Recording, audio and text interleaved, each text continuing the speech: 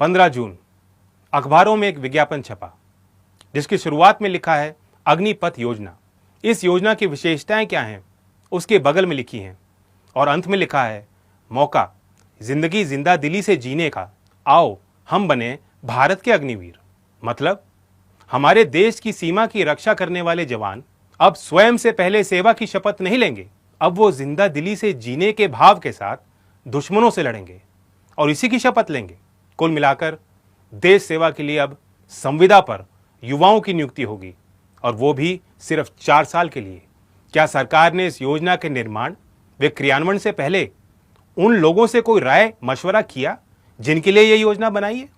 अगर नहीं तो फिर अपनी मर्जी से सरकार ने यह कैसे तय कर लिया कि अग्निपथ योजना युवाओं के लिए लाभदायक होगी?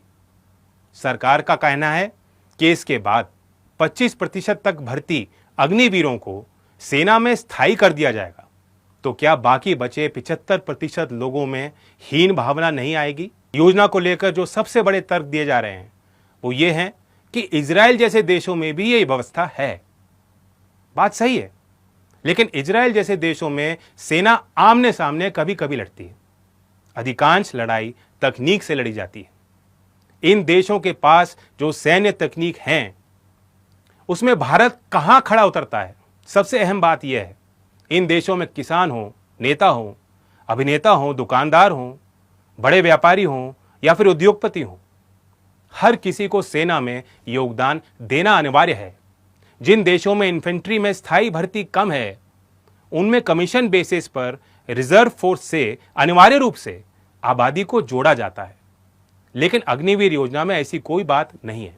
मतलब साफ है, जैसे पहले गांव के किसान, मजदूर एवं मध्यम वर्ग के परिवारों के बच्चे ही सबसे ज्यादा सेना में शामिल होते थे, वो अब भी होंगे, क्योंकि वे वर्ग देश प्रेम की प्रबल भावना से ओतप्रोत है और उनके ऊपर परिवार के भरण पोषण की बड़ी जिम्मेदारी है। युवा दिन रात परिश्रम कर देश सेवा का जज्बा लेकर सेना में भर्ती होते हैं। क्या 4 वर्षों में सरकार इन्हें इतना धन दे देगी कि अपने साथ अपने परिवार का पेट भर सकें, उनकी जरूरतों को पूरा कर सकें? बिना किसी प्लानिंग और वार्ता के जबरदस्ती थोपी गई अग्निपथ योजना से न सिर्फ युवाओं का बल्कि ये देश का भविष्य भी गर्त में जाएगा।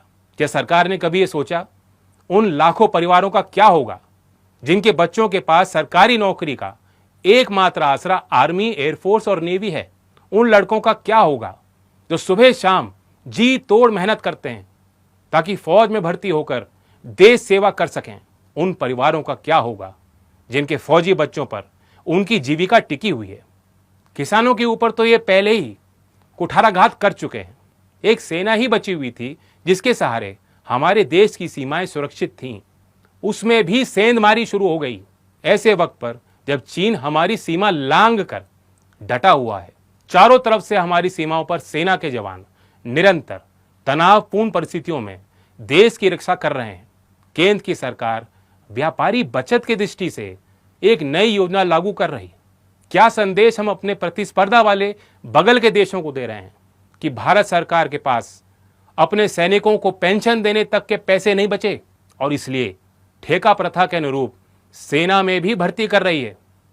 एक प्रधानमंत्री थे जिन्होंने जय जवान और जय किसान का नारा दिया और आज एक ये प्रधानमंत्री हैं जो जवानों, किसानों और इस देश की अखंडता, सुरक्षा और संप्रभुता से खिलवाड़ कर रहे हैं।